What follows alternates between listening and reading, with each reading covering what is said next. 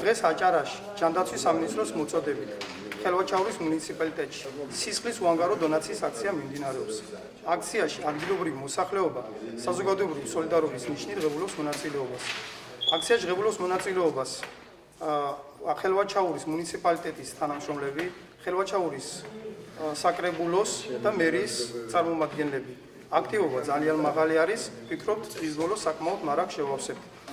მინდა ყველა დონორს მადლობა გადაუხადო, დონორობა არის საპატიო და ღირსეული საქმიანობა, ყველა დონორი გმირია. ყოველთვის ვღებულობ აქციაში მონაწილეობას.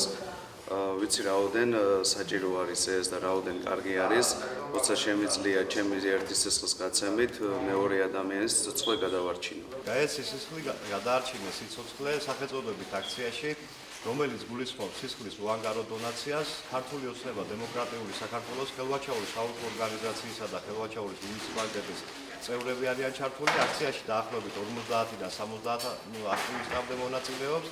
განსაკუთრებით დიდი მადლობა მინდა უთხრა მათ, რამდენადაც ეს საზოგადოების ის ნაწილია, რომელიც დიდ მორალურ და სოციალურ პასუხისმგებლობას გრძნობს იმ ადამიანების მიმართ, რომელსაც აღნიშნული სახით დახმარება განსაკუთრებით ჭირდება.